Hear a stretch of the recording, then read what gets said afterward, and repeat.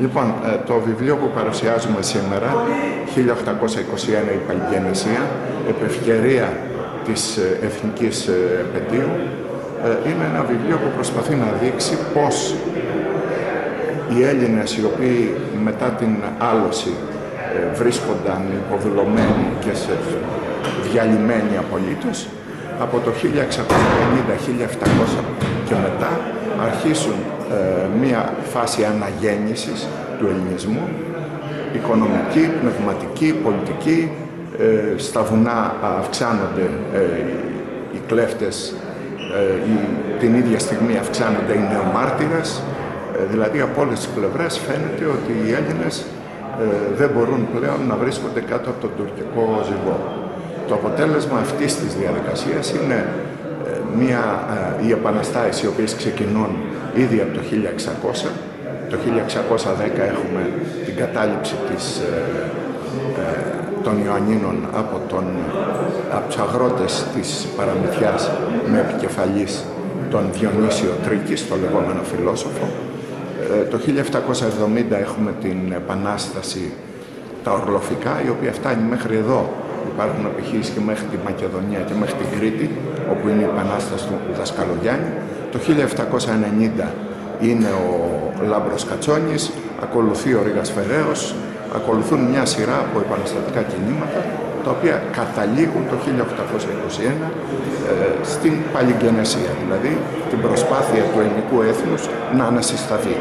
Το πρόβλημα είναι ότι σήμερα αυτό το βιβλίο αντιστρατεύεται μια λογική η οποία λέει ότι η Επανάσταση του 21, και η οποία εμφανίζεται ακόμα και από επίσημα χείλια τον τελευταίο καιρό, είναι ένα γεγονός με το οποίο αρχίζει το ελληνικό έθνος και όχι ξαναβρίσκει την ταυτότητά του. Δηλαδή είναι κάποιοι που λένε, όπως έλεγε ο Φαλμεράια, ότι οι Έλληνες δεν υπήρχαν πριν την Επανάσταση. Ότι πριν την Επανάσταση ήταν μόνο χριστιανοί και Οθωμανοί και μουσουλμάνοι. Και ότι από το 21 και μετά αρχίζει το ελληνικό έθνος. Και γι' αυτό μάλιστα λένε κράτος-έθνος και όχι έθνος-κράτος. Δηλαδή ότι είναι το κράτος που δημιουργεί το έθνος. Αυτή η λογική, η οποία εντάσσεται σε μια λογική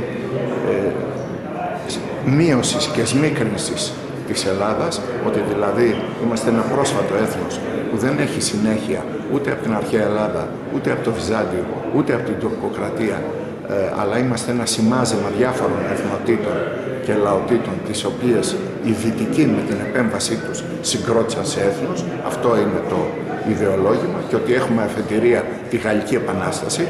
Αυτά ακουστήκανε και από επίσημα χείλια για το γιορτασμό της 25ης Μαρτίου. Ουσιαστικά λέει ότι τι είμαστε, ένα μικρό βαλκανικό κρατήδιο, το οποίο την εποχή της παγκοσμιοποίησης και του λεγόμενου πολυπολιτισμού οδηγείται ή θα οδηγηθεί στην ένταξη σε ευρύτερα σύνολα, όταν μάλιστα βρισκόμαστε σε μια εποχή δημογραφικής κρίσης, παρακμής. Πέρσι ήταν 30.000 περισσότερες οι θάνατοι από τις γεννήσεις. Όταν οι νέοι μας φεύγουν και αντίστοιχα, επειδή είμαστε το σύνορο των κόσμων, έρχονται μεγάλα ρεύματα μεταναστευτικά, τα οποία τα επόμενα χρόνια, αν είστε βέβαιοι, θα συνεχιστούν. Αυτό σημαίνει ότι εάν οι Έλληνες δεν αποκτήσουν και πάλι συνείδηση της ταυτότητάς τους και της ιστορικής τους διαδρομής, όπως καταλαβαίνετε, ο 21ος αιώνας δεν είναι βέβαιο ότι θα μας βρει ανεξάρτητους και αυτόνομους, και η Επανάσταση του 21, σχεδόν 200 χρόνια μετά την πραγματοποίησή της, θα τείνει να ακυρωθεί. Εξαρτάται από εμάς, διότι η ιστορική συνείδηση είναι το βασικό στοιχείο που πρέπει να διατρέχει τους Έλληνες. Είναι όπως το Αλτσχάιμερ.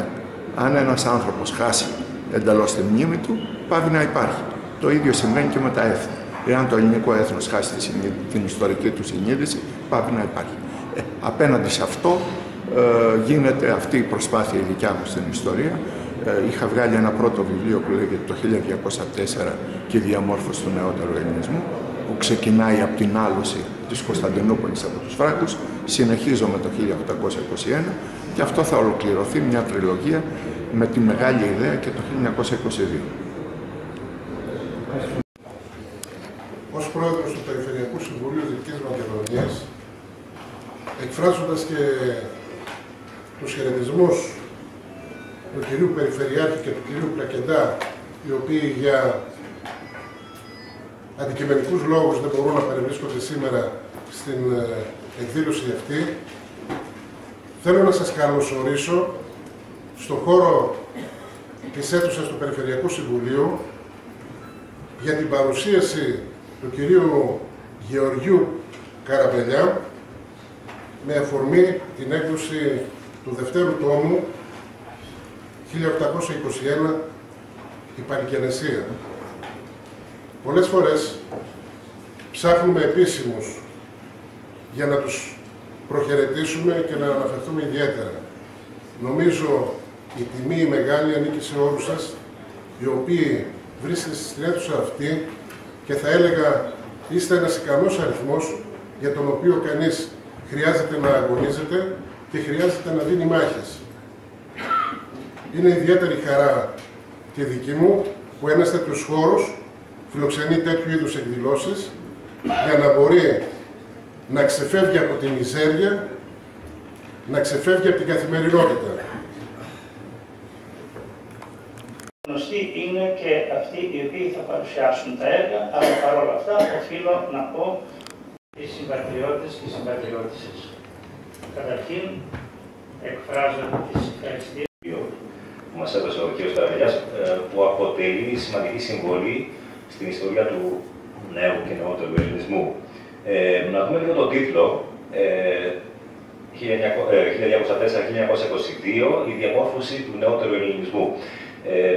Συμβατικά, ας το πούμε έτσι λίγο νομικίστικα, επειδή ασχολούμαι με την τυποκρατία, λέμε, εντάξει, υπάρχει η αρχαιότητα, ο μεσαιωνικός ελληνισμός και ο νέος ελληνισμός, που ξεκινάει από το 1483 μέχρι το 1821 και το 1831 και μετά ο νεότερος. Όμως εδώ πέρα δεν το παίρνουμε, ας το πω έτσι, συμβατικά, εννοούμε την αρχαία Ελλάδα, τη μεσαιωνική Ελλάδα, τον μεσαιωνικό ελληνισμό αν θέλετε, και από το 2004 και μετά, μέχρι το 2022, τη νεότερη εποχή.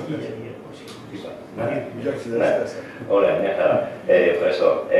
Δηλαδή, σαφέστατα υπάρχει Βυζάντιο σαν κράτος, αλλά οι ρίζες του νέου και νεότερου ελληνισμού σαφέστατα ξεκινάνε από αυτήν την εποχή, τον 13ο αιώνα.